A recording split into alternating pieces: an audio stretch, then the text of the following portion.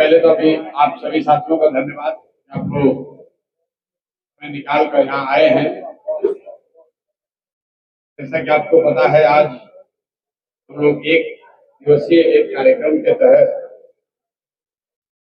मोतिहारी जिले के हरसिद्धि और मनाही में दो छोटे कार्यक्रम करने यहाँ पर हम लोग आए थे। पद यात्रा के बाद ये मेरा मोतिहारी का दूसरा दौरा है। एक बार मैं कल्याणपुर में एक छोटी सभा करने आया था, और ये जो पूरा प्रयास है, ये बिहार में जो हम लोग बिहार बदलाव यात्रा कर रहे हैं, ये उसी के संदर्भ में ये बैठकें की जा रही है। इसकी पृष्ठभूमि ये है, पिछले 2-2.5 वर्ष से पैदल चल के गांव-गांव जाकर लोगों में जन स्वराज के विचार, इस प्रयास, इस परिकल्पना के बारे में बिहार के लोगों को समझाने का, उनको बताने की हम लोग की चेष्टा रही। 2 साल में करीब 5000 गांव में जाने के बाद जब कुल 1 करोड़ लोग से ज्यादा लोग जुड़े और सबकी सहमति हुई, तो 2 अक्टूबर को पिछले साल दल बना, जिसका नाम जन स्वराज है। दल बनने के बाद 6 महीने का समय हम लोगों ने ज्यादातर अपनी कोशिश ये रखी है कि दल के संगठन को पिछले स्तर पर मजबूत किया जाए, जिले में, प्रखंड में, पंचायत में, गांव में। और मैं आपको बड़े विश्वास के साथ एक बात कह सकता हूँ संगठन को लेकर, ये संभव है कि बहुत सारे लोग जो जन स्वराज के संगठन से जुड़े हैं वो इतने सक्रिय नहीं है जितना उनसे अपेक्षित है, लेकिन जो संगठन जन स्वराज के पास अभी है, ये बिहार में किसी भी राजनीतिक दल के मुकाबले सबसे बड़ा राजनीतिक संगठन है। जन स्वराज एकमात्र ऐसा दल है जहाँ 243 के 243 विधानसभा क्षेत्रों में जो भी उससे संबंधित जिले हैं, प्रखंड है, पंचायत है, गांव है, वार्ड तक का संगठन हम लोगों ने बना लिया। जब संगठन बन गया तो अब हम लोग वापस के बीच में जा रहे हैं। 2 बड़े कार्यक्रम चलाए। पहला ये बिहार बदलाव सभा, बिहार बदलाव यात्रा है। ये यात्रा हमने जेपी के जन्मभूमि सिद्धार्थ दियारा से शुरू किया है। इस संकल्प के साथ शुरू किया है कि आज से करीब 50 साल पहले बिहार के इसी जमीन से जेपी ने जो संपूर्ण क्रांति की व्यवस्था परिवर्तन की बात कही, उनके उस प्रयास से, आंदोलन से देश के कई हिस्सों में सत्ता भी बदली और व्यवस्था का भी परिवर्तन कई जगह हुआ। लेकिन बिहार जहां 50 साल पहले था, मोटे तौर पर हम लोग आज भी वहीं रह गए। इसका मतलब ये है कि 50 साल पहले भी जब जेपी की क्रांति हुई, जेपी का आंदोलन हुआ, तब भी देश का सबसे गरीब और पिछड़ा राज्य बिहार था। तब भी सबसे ज्यादा अशिक्षित और पलायन वाला राज्य बिहार था। और आज 50 वर्ष के बाद भी देश का सबसे गरीब, पिछड़ा, अशिक्षित और पलायन वाला राज्य बिहार ही है। अभी 5 महीनों में चुनाव होने हैं। हम लोग जन स्वराज के तहत, जन स्वराज पार्टी की ओर से जाकर गांव-गांव लोगों को ये बताने का प्रयास कर रहे हैं। इस आह्वान को लेकर जेपी ने ये क्रांति की शुरुआत की थी। अब आपके पास एक अवसर है, इस जो पिछले 30-35 साल में पहली बार आया है, जब आपके पास लालू, नीतीश, भाजपा से अलग हटकर एक ईमानदार, सशक्त विकल्प है, जो बिहार के उन सारे लोगों का दल है जिन्होंने बिहार में एक नई विकल्प की परिकल्पना की है। ये किसी व्यक्ति का दल नहीं है, किसी जाति, किसी परिवार का दल नहीं है। ये बिहार के उन सारे लोगों का दल है जो बिहार में व्यवस्था का परिवर्तन चाहता है, बिहार में जाति धर्म से ऊपर उठकर एक ऐसी राजनीति को देखना चाहता है जहां हम लोग भी अपने बच्चों की शिक्षा और रोजगार की बात करें। बिहार में बदलाव चाहने वालों का दल। तो जनता के पास ये अवसर है और जनता इस अवसर से चूक न जाए, इसलिए इस दल में अगुवा होने के नाते मैंने ये संकल्प किया है, आने वाले 4-5 महीनों में बिहार के हर विधानसभा क्षेत्र में बस के माध्यम से, गाड़ी से जाकर, जहां तक हो सके गांव, पंचायत, प्रखंड में जाकर लोगों को ये बताएं, मेरे भाई, पहली बार आपके जीवन में पिछले 30-35 वर्षों में ये अवसर आया है। इस बार गलती नहीं होनी चाहिए। जाति पाति को भूलो, 5 किलो अनाज को भूलिए, लालू के डर से नीतीश भाजपा और भाजपा के डर से नीतीश को वोट देना बंद कीजिए। एक बार जो पिछले 2-2.5 साल में आपको सिखाया बताया, जिस पर आपने सहमति दी, अब समय है कि तो बात जो आपने स्वीकार किया है उसके आधार पर आप वोट भी दें, अपने बच्चों के लिए वोट दें, उनके शिक्षा रोजगार के लिए वोट दें। और उसी कार्यक्रम के तहत आज मैं यहाँ पर हूँ। इस पूरी बदलाव यात्रा में 5 दिन हम लोग पूरी यात्रा करते हैं और 2 दिन अलग के जिलों में जाकर वहां पर छोटी सभा करने का प्रयास करते हैं विधानसभा स्तर पर। आज ऐसी ही 2 सभा 2 विधानसभा क्षेत्रों में हरसिद्धि में और चिरैया में हम लोगों ने करी है। बाकी जो दूसरा एक और प्रयास गुजरात में चल रहा है, मैं तो खुद इस यात्रा से जुड़ा हुआ हूँ, लेकिन जो हम लोग के लाखों साथी कार्यकर्ता जुड़े हुए हैं, वो बिहार में बदलाव का हस्ताक्षर एक जो कार्यक्रम गुजरात ने शुरू किया है, कि 3 महत्वपूर्ण विषयों पर जिस पर सामाजिक राजनीतिक सबसे ज्यादा चर्चा पिछले 10 वर्ष में हुई है, उन 3 विषयों की सच्चाई को जनता को बताने के लिए, जनता की उस पर सहमति लेने के लिए हम लोग एक हस्ताक्षर अभियान चला रहे हैं, जिसका लक्ष्य है कि इन 3 विषयों पर जिसकी भी सहमति हो वो लोग 1 करोड़ लोग इसको साइन करें, हस्ताक्षर अपना दें। एक बार जब 1 करोड़ लोग इसको हस्ताक्षर दे देंगे तो उस हस्ताक्षर को लेकर हम लोग यहाँ के मुख्यमंत्री और राज्यपाल से मिलेंगे और फिर भी अगर सुनवाई न हो तो मानसून सत्र में विधानसभा का घेराव भी किया जाएगा।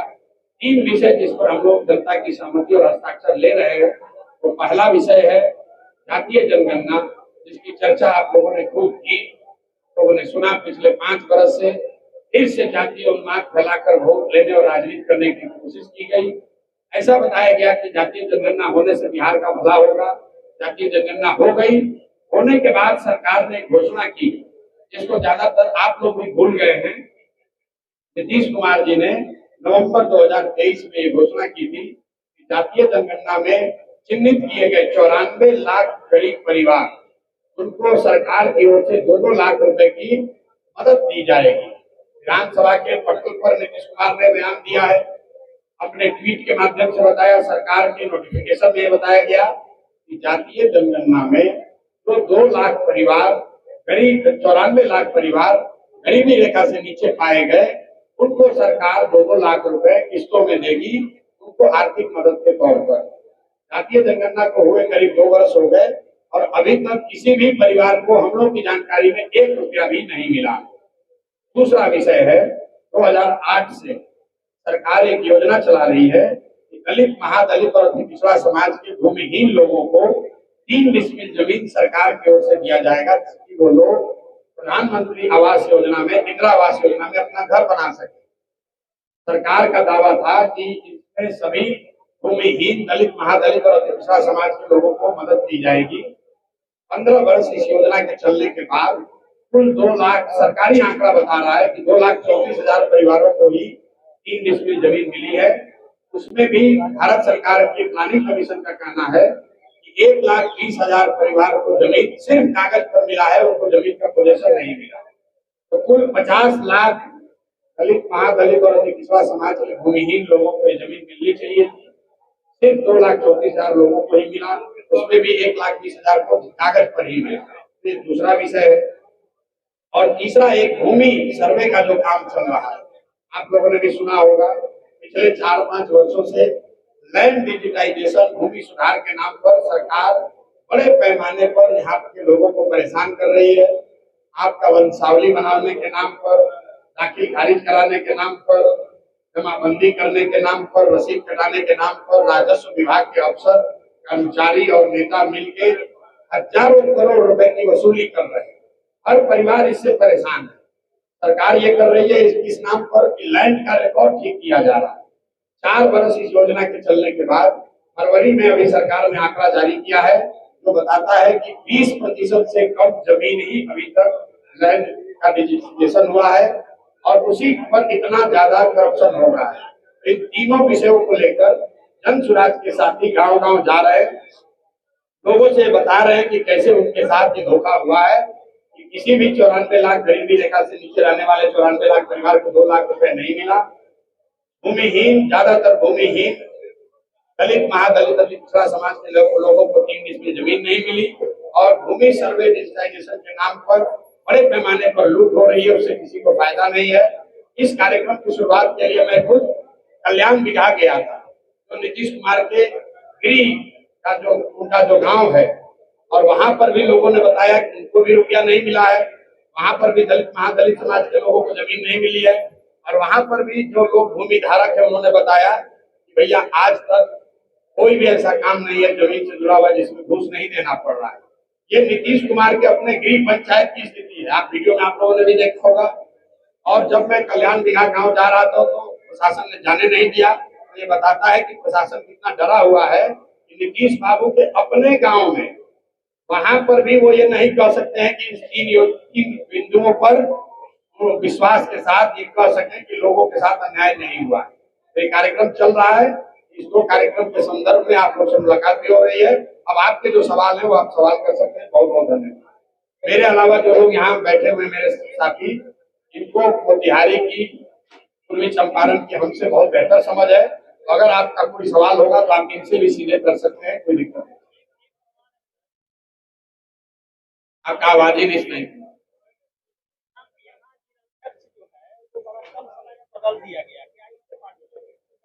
नहीं, बिल्कुल नहीं। इसलिए कि जन सुराज में एक व्यवस्था है कि किसी भी पद पर व्यक्ति 1 वर्ष से ज्यादा नहीं रहेगा, संगठनात्मक पद पर। अब आपका ये कहना हो सकता है कि अभी यहाँ जो जिलाध्यक्ष थे रामशरण यादव जी, उनको मुक्त किया गया है पद से, उसकी जगह राधेश्याम यादव जी को बनाया गया है। उसकी एक वजह यह है कि रामशरण यादव जी चुनाव लड़ने के लिए इच्छुक हैं और वो एक संभावित प्रत्याशी केसरिया से। तो ये दल में ये बताया गया था कि जो लोग भी संभावित प्रत्याशी हैं, अभी वो सर्वे का काम चल रहा है। अगर आप चाहते हैं कि पूरे जिले के बजाय आप अपने विधानसभा क्षेत्र में पूरी ताकत लगाएं, तो आपको ये अवसर है। इसीलिए रामशरण यादव जी जो बड़े साथी हैं, मेरे पदयात्रा के टाइम से जुड़े हुए हैं, उनको जिला के प्रभार से मुक्त किया गया है। उसकी जगह राधेश्याम यादव जी को जिला का अध्यक्ष बनाया गया। कैंडिडेट की घोषणा कब तक हो जाएगी और चुनाव मैदान में आप लोग मुख्यमंत्री का चेहरा लेकर उतरेंगे? देखिए, कैंडिडेट की घोषणा जैसा हम लोगों ने पहले कहा है, किसी दूसरे दल से पहले जन सुराज घोषणा करेगा।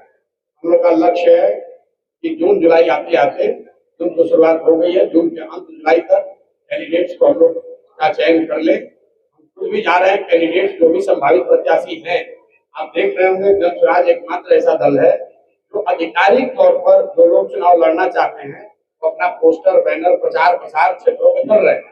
अब हम लोग जनता के बीच जा रहे हैं और उनसे पूछ रहे हैं कि भाई जो संभावित प्रत्याशी आपके बीच घूम रहे हैं, इसमें सबसे बेहतर आपको कौन लगता है? जिसको जनता उसमें से चुनेगी वही जन सुराज का प्रत्याशी होगा। जो पिछले 2-2.5 वर्षों में मैंने गांव गांव घूमकर कहा है, उससे 1 पैसा भी हम लोग अलग नहीं होंगे।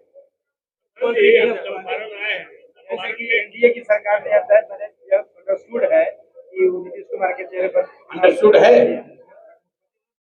ये ऐसा है, 2 दिन पहले मोदी जी आए तो मैंने जन सुराज की ओर से ये सवाल पूछा है कि एनडीए के लोग, खास करके प्रधानमंत्री और अमित शाह जी, क्योंकि दूसरे का कोई औकात है नहीं दूसरे के कहने का, वो स्पष्ट तौर पर उनको ये बताना चाहिए कि अगर एनडीए को बहुमत मिलता है, उनकी सरकार बनती है, तो क्या नीतीश कुमार ही आगे मुख्यमंत्री रहेंगे? क्योंकि अभी तक इन 2 महानुभावों ने, देश के प्रधानमंत्री नरेंद्र मोदी जी ने और अमित शाह जी ने, ये नहीं कहा है कि जीतने के बाद नीतीश कुमार ही रहेंगे। वो ये कह रहे हैं कि नीतीश जी अभी मुख्यमंत्री हैं, इनके और मोदी जी के चेहरे पर चुनाव लड़ा जाएगा, लेकिन ये नहीं बता रहे कि लड़ने के बाद क्या होगा। हमने महाराष्ट्र में देखा है, महाराष्ट्र में शिंदे जी मुख्यमंत्री थे, वहां पर यही अमित शाह जी ने, प्रधानमंत्री जी ने कहा कि शिंदे जी और मोदी जी के चेहरे पर चुनाव लड़ा जाएगा। लेकिन जब चुनाव का परिणाम आ गया तो भाजपा ने अपना मुख्यमंत्री बनाया। तो मैं जानता नहीं कि एनडीए यहाँ किसको मुख्यमंत्री बनाएगी, लेकिन बिहार की जनता को जानने का हक है कि एनडीए ये घोषित करे कि क्या अभी के मुख्यमंत्री नीतीश कुमार ही एनडीए की जीत की स्थिति में वही मुख्यमंत्री होंगे कि नहीं होंगे। मैं ऐसा समझता हूँ कि भाजपा के नेताओं में दम नहीं है। अगर दम है तो बोल कर दिखाएं कि चुनाव जीतने के बाद नीतीश कुमार ही एनडीए के मुख्यमंत्री होंगे। ये बात भाजपा के नेता करके दिखाएं। तब उसका उत्तर दिया जाए। तो खान जी चंपारण आए हैं, खान जी ये राज्य की जमीन को लेकर एक बड़ा मामला चल रहा है। भाई बेतिया राज की जमीन का जो अधिग्रहण का मामला है, मैंने आपको बताया कि अभी जो सरकार है इसको चलाने वाला कोई मुखिया नहीं है। नीतीश कुमार शारीरिक और मानसिक तौर पे बिल्कुल सक्षम नहीं है मुख्यमंत्री पद पर बने रहने के लिए। ये बात हम लोग पिछले 3-4 महीने से कह रहे हैं। कई बार मैंने कहा भाई मेडिकल जांच कराकर बुलेटिन जारी करना चाहिए। चलो वो नहीं मानोगे तो अपने मंत्री परिषद के सदस्यों का नाम बता दो तो भी हम लोग जान जाए कि आप स्वस्थ हैं। आपने कल देखा कि मंत्री परिषद के साथियों का नाम तो छोड़िए, नीतीश कुमार देश के प्रधानमंत्री जो स्टेज पर बैठे थे उन्हीं का नाम भूल गए। आप जरा समझिए, हंसने की बात नहीं है। बिहार के सामान्य परिवार के लड़के अगर वो सिपाही बनना चाहते हैं, शिक्षक बनना चाहते हैं तो उनका फिजिकल फिटनेस टेस्ट होता है, मेडिकल कराया जाता है। अगर आप फिजिकली मेंटली फिट नहीं है तो आप सिपाही मास्टर नहीं बन सकते। लेकिन ऐसा कैसे है कि 13 करोड़ लोगों का मुखिया, सब आदमी ये कह रहा है भाई इनकी तबीयत ठीक नहीं है, फिर भी भाजपा वाले उन्हीं को थोपे हुए हैं। क्यों थोपे हुए हैं? ये आपके और समाज के चर्चा और उनके निर्णय का विषय है। मैं ऐसा समझता हूँ कि चाहे बेतिया राज के अधिग्रहण का मामला हो, लॉ एंड ऑर्डर का मामला हो या सरकार की ओवरऑल जो फंक्शनिंग है, इस सरकार का मुखिया शारीरिक मानसिक तौर पर फिट नहीं है। सरकार को मुख्यमंत्री नीतीश कुमार नहीं चला रहे हैं, 3-4 रिटायर्ड ब्यूरोक्रेट जो उनके सलाहकार है वो लोग चला रहा है और 3-4 उगाही मंत्री है। मैं उनको तब सब उगाही मंत्री है जो 4-5 महीने बचे हुए हैं, ये लोग लूटने में लगे हुए हैं। इस सरकार का कोई मुखिया नहीं होगा, उसमें इसी तरह के कानून बनेंगे, इसी तरह की गलतियां होंगी। आप देखते हैं कानून व्यवस्था की हालत, रोज मर्डर हो रहा है, रोज हंगामा हो रहा है। लेकिन आपने सुना कि नीतीश कुमार ने लॉ एंड ऑर्डर के रिव्यू के लिए कोई बैठक बुलाई है? क्यों नहीं बुलाया है? क्योंकि नीतीश कुमार को वो स्थिति ही नहीं है जो कोई बैठक बुलाए उसमें रिव्यू करे। आपने कोई नीतीश कुमार का पत्रकार वार्ता देखा पिछले 4-6 महीने में? आपने नीतीश कुमार को कोई भाषण देते सुना? भाई वो कागज लेके पढ़ रहे हैं और जो पढ़ रहे हैं उसमें भी आधी बात गलत बोल रहे हैं। किसी के सर पर गमला रख दिया, किसी के कंधे पर हाथ रख दिया, किसी का नाम गलत बुला दिया। कभी राष्ट्र, ऐसा कैसे संभव है कि जो आदमी 20 वर्ष से मुख्यमंत्री है, राष्ट्रगान बज रहा है और आदमी ताली बजाने लगे बीच में? ये कोई नए व्यक्ति तो है नहीं। तो कहीं ना कहीं उनकी जो मानसिक हालत है वो स्वस्थ नहीं है, मानसिक तौर पर नीतीश कुमार स्वस्थ नहीं है। और मैं बिल्कुल इसको जिम्मेवारी से कह रहा हूँ, अगर वो स्वस्थ हैं तो मेडिकल जांच कराइए, मेडिकल बुलेटिन जारी करा दीजिए। नहीं करा सकते हैं, अपने जितने मंत्री परिषद हैं, मंत्री परिषद के साथी एक दूसरे पर आकर उसका नाम बता दीजिए। अगर वो भी नहीं करना, अपने जो 5 आपके फेवरेट अफसर हैं वो अफसरों का नाम बता दीजिए कैमरा पर। नीतीश कुमार को कोई बात याद नहीं है, ज्यादातर बात याद नहीं है। जो लोग लीक कर देते हैं वही वो पढ़ते हैं। नीतीश कुमार को चारों ओर से लोगों ने घेर रखा है ताकि ये पता नहीं चले जनता को कि इनकी असली स्थिति क्या है। बेतिया राज की जमीन का अधिग्रहण का मामला सरासर गलत है, क्योंकि जो ऑलरेडी जमाबंदी हो गया, जिस जमीन का रसीद कट गया, उसका आप कैसे अधिग्रहण फिर से कर लीजिएगा? लेकिन ये मामला सिर्फ बेतिया राज का जमीन का नहीं है, पूरे बिहार में 1/3 से ज्यादा जमीन का लैंड का ओनरशिप डिस्प्यूटेड है। आप बेतिया राज अधिग्रहण से पहले भी जब मैं पैदल चला हूँ तो पहाड़गंज में, गोविंदगंज में, अरेराज में सैकड़ों ऐसे लोगों से मिला हूँ जो जमीन को जोत रहा है, रसीद कटा रहा है, लेकिन वो जमीन को बेच नहीं सकता है, वो जमीन पर लोन नहीं ले सकता है। लोगों की बेटी का शादी है, उसकी जमीन है लेकिन वो बेच नहीं सकता है। ये परेशानी पूरे बिहार में है। मैंने आपको पहले ही कहा कि जमीन भूमि सुधार के मामले पर जनसुराज पहले ही राज्यव्यापी एक आंदोलन चला रहा है और बेतिया राज अधिग्रहण का जो पूरा कानून आया है सरासर गलत है और हम लोग उसके विरोध में खड़े हैं। वक्फ बिल का संशोधन आए हुए जमाना हो गया, अभी तक आपको हमारे पार्टी का स्टेप ही नहीं पता चला। सबसे पहले बिहार में अरे भैया रैली जो निकाल है वो निकले, कानून तो बन गया। हम लोग इसके पक्ष में नहीं है, हम लोग इसके विरोध में है। क्यों विरोध में है ये समझिए। विरोध में इसलिए नहीं है कि ये मुसलमान का मामला है या हिंदू का मामला है। विरोध में इसलिए है कि आजादी के समय जो इस देश के फाउंडिंग फादर्स ने कुछ बेसिक प्रिंसिपल्स तय किए थे समाज के विभिन्न वर्गों के लिए, जो वादे किए थे, अगर उसमें कोई आमूल चूल परिवर्तन लाया जा रहा है, संविधान में कोई आमूलचूल परिवर्तन लाया जा रहा है, तो जो भी सरकार या दल वो परिवर्तन ला रही है, उनकी ये जिम्मेवारी है कि जो वर्ग उससे अफेक्टेड है उसको विश्वास में ले। आप वर्ग की बात कर रहे हैं, देखिए देश में कृषि कानून लाने की कोशिश की गई, कानून बनाया गया, लेकिन जो बहुत बड़े संख्या में किसान थे वो सहमत नहीं थे, तो अंततः सरकार को कानून वापस लेना पड़ा। किसी भी वर्ग के लिए अगर आप इस तरह का कानून बना रहे हैं जिससे वो वर्ग संतुष्ट नहीं है या उसको कॉन्फिडेंस में आपने नहीं दिया है, तो उसका विरोध होगा ही होगा। तो वक्फ बिल बीजेपी वाले इसलिए नहीं लेकर आ रहे हैं कि वक्फ में वो सुधार चाहते हैं या उसमें ट्रांसपेरेंसी लाना चाहते हैं। कई लोगों को ये भी लग रहा है कि उनका जमीन लेने के लिए किया। मैं आपको ये भी कह रहा हूँ कि भाजपा वालों को वक्फ के जमीन में भी इंटरेस्ट नहीं है, उनका बस इंटरेस्ट इतना है कि हिंदू मुस्लिम की बात चलती रहे, हर 6 महीना पर एक नया चीज ले आता है। आप बताइए, सीए एनआरसी का कानून लाया गया, सीए एनआरसी का कानून आया तो पूरे देश में बताया कि हम लोग जो मुस्लिम घुसपैठिए है इसको हटाएंगे। फिर जब हल्ला हंगामा हुआ तो कहा नहीं, अफगानिस्तान, पाकिस्तान और बांग्लादेश में जिन हिंदुओं पर अत्याचार हो रहा है उनको लाकर नागरिकता देंगे। देश में इतना बवाल हुआ। आप जरा पूछिए, आज 3 वर्ष हो गए उस कानून के बने हुए, मुसलमानों को कितना हटाया गया, कौन शरणार्थी को हटाया गया, आतंकवादी को हटाया गया, वो छोड़ दीजिए। कितने हिंदुओं को भारत में पाकिस्तान, अफगानिस्तान, बांग्लादेश से लाकर नागरिकता सीए एनआरसी में दी गई है, यही पूछ लीजिए।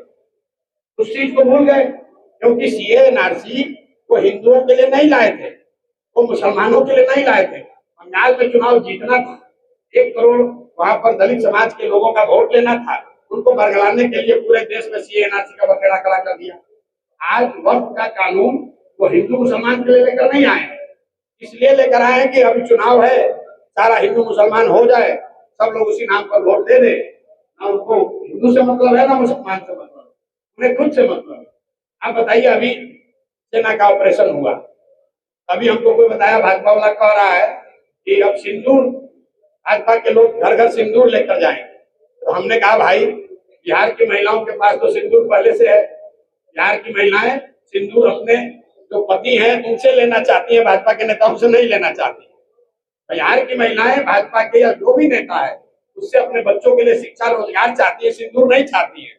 सिंदूर तो लोगों के पास पहले से है, तो डर के मारे अभी आज हमको किसी ने बताया कि अपना अभियान वापस ले रहा है, ये लोग लेकर जाए तो पब्लिक डंडा लेकर मारेगी इन लोग। अरे भाई, सिंदूर आपका पति लेकर आता है, सिंदूर जिससे आपकी शादी होती है वो देता है, ये हिंदू धर्म के पुरोधा माने जाते हैं। आप बताइए, सिंदूरदान होता है शादी में, उस समय वो एक पायस चीज है, और एक व्यक्ति जिसको आप जीवन साथी बना रहे हैं वो आपको सिंदूर देता है। ये कोई राजनीति का विषय थोड़ी है कि सिंदूर का डिबिया लेकर किसी के घर पहुंच गए, अब पहुंच गए तो पब्लिक मारेगी 4 लाठी। जब भी कोई चुनाव आया तो एक नया समुखा छोड़ दिया। अरे भाई, ऑपरेशन सिंदूर हुआ, अब सिंदूर लेके घर घर जा रहे हैं, तो इस बात के लिए महिलाएं यहाँ शिक्षा मांग रही है, अपने पति जो जाकर गुजरात में, पंजाब में मजदूरी कर रहे हैं उनको बिहार में वापस बुलाना चाहती हैं। अगर आपको उनके सिंदूर की चिंता है तो बिहार में जितने 50 लाख लड़के गए हैं पलायन करके, उनको वापस यहाँ रोजगार दे दीजिए, महिलाएं बहुत खुश हो जाएंगी, आपको वोट भी देंगी और जन सुराज वाले उनका समर्थन भी करेंगे। वो तो आप कर नहीं रहे।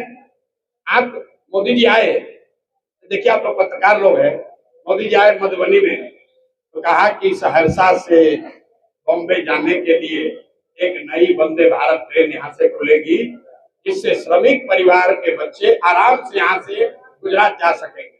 देखिए बिहार के लोगों की क्या दुर्दशा है, और इस पर हम लोग ताली बजा रहे हैं। और पत्रकार लोग लिख रहा है कि मोदी जी ने 3 ट्रेन का अनाउंसमेंट किया। अरे भाई, मोदी जी ये कह रहे हैं फैक्ट्री लगेगा गुजरात में और बिहार के बच्चे मजदूर बनकर गुजरात जाते रहे, इसके लिए एक और हम लोग नया ट्रेन दे रहे हैं। हम इसका विरोध करते हैं। हम उन नेताओं में से नहीं, हम कहेंगे बड़ा अच्छा हुआ एक वंदे भारत ट्रेन खुली है। हम लोग ऐसा ट्रेन नहीं चाहते हैं जहां से बिहार के बच्चे जानवरों को, जिन ट्रेनों में बिहार के बच्चे जानवरों की तरह बैठकर मजदूरी करने के लिए बॉम्बे और गुजरात जाए। हम लोग वो ट्रेन चाहते हैं जहां से यहाँ से हम लोग सब्जी फल उगाएं और उन ट्रेन में भरकर भेजें। आज हमको कोई बता रहा था लीची के लिए कि भैया 3 बोगी लग रहा है वो ट्रेन में, पहले 1 बोगी लगता था, 3 बोगी लग रहा है, लीची इस बार ज्यादा हुआ है। हम लोग तो ये चाहते हैं कि पूरा का पूरा रेक यहाँ से लीची जाए रेफ्रिजरेटेड ट्रेन से। हम लोग अपने बच्चों को मजदूर बनाकर ट्रेन में नहीं भेजना चाहते, और ऐसे ट्रेन का कोई सम्मान नहीं है। आपने कभी पूछा, मोदी जी ये बात जाकर गुजरात में कह सकते हैं कि गुजरात में एक नई ट्रेन खुलेगी जिसमें गुजरात के श्रमिक परिवार के बच्चे जाएंगे तमिलनाडु में नौकरी करने? गुजरात में श्रमिक नहीं है। गुजरात का आदमी, ये मोदी जी कह सकते हैं गुजरात में जाकर कि भाई जितने गुजरात के लोग हैं, श्रमिक परिवार के लोग, ये लोग ट्रेन में जाएंगे तमिलनाडु और बॉम्बे में, महाराष्ट्र में नौकरी मजदूरी करने। एक आदमी गुजरात में उनको वोट नहीं देगा। अब बिहार में इतना लोगों को बेवकूफ बना रहे हैं, आके कह रहे हैं कि श्रमिक परिवार के लिए ट्रेन देंगे। अरे भैया, आपको ट्रेन नहीं चाहिए। ये बताइए कि 1,25,000 करोड़ का जो पैकेज अनाउंस किए थे, हाथ उठा के 60,000 करोड़ दूं कि 80,000 करोड़ दूं, 80,000 करोड़ दूं कि 1,00,000 करोड़ दूं, तो भाई 1,25,000 करोड़ रुपया देगा। आप लोग जरा बताइए, 2015 से मोदी जी की सरकार है देश में, एनडीए की, और बिहार में भी एनडीए की सरकार है। तो भाई दो ही बात हो सकती है, या तो मोदी जी ने 1,25,000 करोड़ रुपया भेजा नहीं, या दूसरी बात ये हो सकती है कि उन्होंने पैसा भेजा, यहाँ एनडीए के उनके साथियों ने उसको लूट लिया, क्योंकि जमीन पर तो हम लोग को 1,25,000 करोड़ का कोई काम दिख नहीं रहा है। तो जवाब वो नहीं देने के बजाय अब कह रहे हैं कि घरे घर सिंदूर लेके जाएगा। अरे भाई, सिंदूर का कौन मांग कर रहा है यहाँ? हम लोग नौकरी चाहते हैं, हम लोग शिक्षा चाहते हैं। सिंदूर का डिबिया जो जिसको जीवन साथी चुना है, वो सक्षम है मजदूरी करके भी वो अपने जीवन साथी के लिए सिंदूर ला सकता है। उसके लिए मोदी जी और भाजपा के कार्यकर्ताओं को चिंता करने की जरूरत नहीं है। बहुत सारे भूमाफिया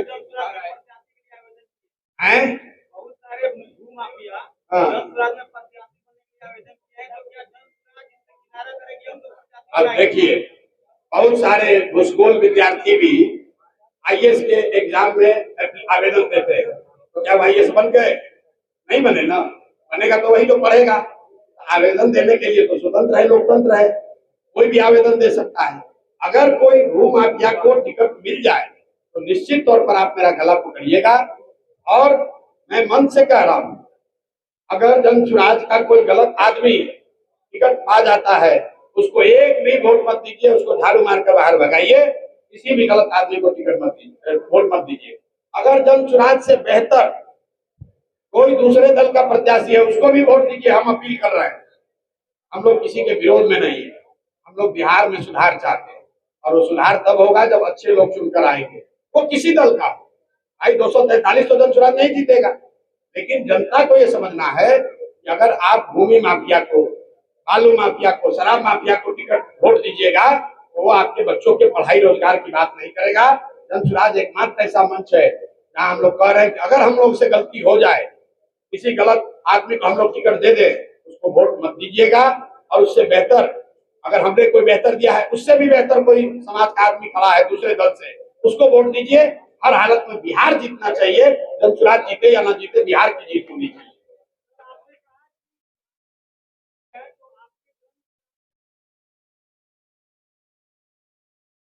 जनसुराज के पहली बात तो कोई जनसुराज का प्रोफेशनल टीम नहीं है। प्रोफेशनल टीम एक बहुत बड़ी संख्या में लोग हमारे साथ काम करते हैं। मुझे लग रहा है कि उसमें 1600-1700 से ज्यादा लोग होंगे, और उसमें 70% से ज्यादा लड़के बिहार के, 70 से ज्यादा ही होगा। चुनाव में जो उतरेंगे लोग, आरक्षण का क्या प्रावधान है? संवैधानिक व्यवस्था के तहत कुछ सीटें, जैसे बिहार में 41 या 42 सीट SC/ST के लिए रिजर्व है, लेकिन जनसुराज ने कहा है कि जो सीटें दलित समाज के लोगों के लिए आरक्षित हैं, इसके अलावा भी अगर किसी सीट पर दलित समाज का या ST समाज का कोई साथी काबिल है, समाज में उसकी पकड़ है, वो व्यक्ति अच्छा है और सीट आरक्षित नहीं है, लेकिन वो आदमी काबिल है, तो उसको वहां से चुनाव लड़ने का अवसर मिल सकता है।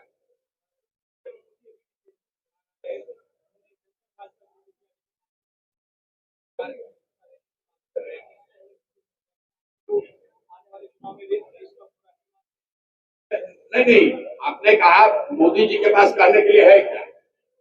भाई मोदी जी, भाई ऐसा है, अगर मोदी जी ये कह रहे हैं, आप कह रहे हैं कि मोदी जी ने शिक्षा रोजगार की बात नहीं की, ये तो उनका चरित्र दिखाता है, क्योंकि वही मोदी जी जब गुजरात जाते हैं, अभी मोदी जी गए थे कच्छ। आप लोग जितने मीडिया के साथी हैं, जरा जाकर देखिएगा वीडियो पर। अभी मोदी जी गए कच्छ, तो कच्छ में उन्होंने कहा कि हमारे गुजरात में दुनिया का सबसे बड़ा सौर्य पार्क, सोलर पार्क बनेगा। वही मोदी जी जब अभी विक्रमगंज आए तो वो सोलर पार्क की बात नहीं कर रहे, चीनी मिल का बात नहीं कर रहे, यहाँ पर किस बात कर रहे हैं? जंगल राज, 5 किलो अनाज, हिंदू मुसलमान, ऑपरेशन सिंधु। अरे भाई, गुजरात में जा रहे हो तो गुजरात में फैक्ट्रियों की बात करते हो, इन्वेस्टमेंट समिट की बात करते हो, गुजरात में बुलेट ट्रेन की बात कर रहे हैं, गुजरात में सोलर पार्क की बात कर रहे हैं। वही मोदी जी बिहार में आते हैं तो 5 किलो अनाज की बात करते हैं। वही मोदी जी बिहार में हिंदू मुसलमान की बात कर रहे हैं, यहाँ पाकिस्तान को कह रहे आंख दिखा रहे हैं। अरे भाई, चुनाव बिहार के विधानसभा का है, देश की रक्षा के लिए, पाकिस्तान से लड़ने के लिए, चाइना को आंख दिखाने के लिए जनता ने आपको चुन के प्रधानमंत्री बना दिया है। अब आप पाकिस्तान को सबक सिखाइए, देश के सारे लोग आपके साथ हैं। चाइना को आंख दिखाइए, हम लोग बिल्कुल आपके साथ हैं। लेकिन वो पार्लियामेंट का चुनाव, उसके लिए तो आपको देश ने प्रधानमंत्री बनाया है। अब अभी चुनाव है बिहार के विधानसभा का, तो बिहार में विधानसभा का मुद्दा ये नहीं है। बिहार के मुख्यमंत्री का जिम्मा तो है नहीं कि पाकिस्तान पर जाकर अटैक कर दे। बिहार का मुख्यमंत्री का तो नहीं काम है कि जाकर चाइना को आंख दिखा दे। बिहार के मुख्यमंत्री का चुनाव होना है जिसका काम है कि बिहार के बच्चों के लिए पढ़ाई और रोजगार हो, यहाँ पर फैक्ट्रियां लगे, यहाँ पर सड़कें ठीक हो, यहाँ पर बिजली बिल ठीक हो, यहाँ पर भ्रष्टाचार रुके। अब कल होकर मुखिया का चुनाव होगा तो उसके लिए ऑपरेशन सिंदूर से क्या लेना देना है? मुखिया का चुनाव में तो विषय ये है कि कौन व्यक्ति मुखिया के तौर पर नाली गली ठीक से बनवाएगा, कौन मनरेगा में कम चोरी कराएगा। तो संविधान में, लोकतंत्र में ये अलग अलग त्रिस्तरीय व्यवस्था बनाई गई है। पंचायत का चुनाव है वो पंचायत के मुद्दे पर होगा, राज्य का चुनाव राज्य के शिक्षा, रोजगार, स्वास्थ्य, भ्रष्टाचार के मुद्दे पर, विकास के मुद्दे पर होगा। जब देश का चुनाव होगा तो उसमें राष्ट्रीय सुरक्षा, विदेश नीति, भारत, पाकिस्तान, चाइना, अमेरिका, वो सब देखा जाएगा। अब वो मुद्दे को आप बिहार में काहे घुसा रहे हैं भाई? मोदी सरकार पीओ अब हो गया, बहुत हो गया, मेरा गलत बात। मोदी सरकार पीओ को वापस लेने का बात करती है, लेकिन ऑपरेशन अरे भाई, ऐसा मौका गंवा दिया। देखिए, सीज फायर का जो मुद्दा है, हम लोग के जो देश के विदेश मंत्री हैं जयशंकर जी, और पढ़े लिखे सुलझे हुए व्यक्ति हैं, बड़ा सम्मान करता हूँ उनका मैंने एक बयान पढ़ा कि सीज फायर पाकिस्तान के कहने पर, उनकी पहल पर किया गया। तो मैं ये सोच रहा हूँ कि भाई, अगर पाकिस्तान सीज फायर चाहता था, इसका मतलब है कि सेना वाले ठीक कर रहे हैं, हम लोग पाकिस्तान को हरा रहे थे, तभी तो पाकिस्तान डर के मारे सीज फायर करना चाह रहा था। तो अगर पाकिस्तान सीज फायर चाह रहा था तो तुम काहे माने भाई? 2 दिन और चलने देते, सेना वाले मार के ठीक कर देते उनको। और अगर पाकिस्तान वाले सीज फायर नहीं चाह रहे थे तो जो आप दावा कर रहे हैं वो गलत है। तो देश के विदेश मंत्री ने कहा है भाई, सीज फायर हम लोगों ने नहीं किया, पाकिस्तान के पहल पर किया गया। हालांकि ट्रंप महोदय अलग डबली बजा रहे हैं कि हमने किया, हमको नोबेल प्राइज मिलना चाहिए, हमने शांति दिखाया, हमने धमकाया। लेकिन एक बार को हम ट्रंप की बात क्यों माने? हम तो भैया अपने विदेश मंत्री की बात मानेंगे। हमारे विदेश मंत्री ने, देश के विदेश मंत्री ने कहा कि सीज फायर पाकिस्तान की पहल पर किया गया। पाकिस्तान ने पहल क्यों की? उनको पिटाई पड़ रही होगी, हारने का डर होगा, तभी किया होगा। भाई, यही तो सेना के लोग कह रहे हैं, देश के लोग भी कह रहे हैं। जब लड़ाई ठान दी थी, आप सायरन बजवा के सबको फिक्स करवा दिए थे, पाकिस्तान बैकफुट पर था, सीज फायर करने के लिए आपको हाथ जोड़ रहा था, अब काहे सीज फायर किए? और 4 दिन चलने देते तो फिर काहे? अब सीज फायर कर लिए तो फिर आके तो काहे बेवकूफ बना रहे? आपके सामने है कि जो कह रहे हैं वो गलत कह रहे हैं। उसके बाद अब सिंदूर का डिबिया बांटने से तो कुछ होगा नहीं। बहुत बहुत धन्यवाद।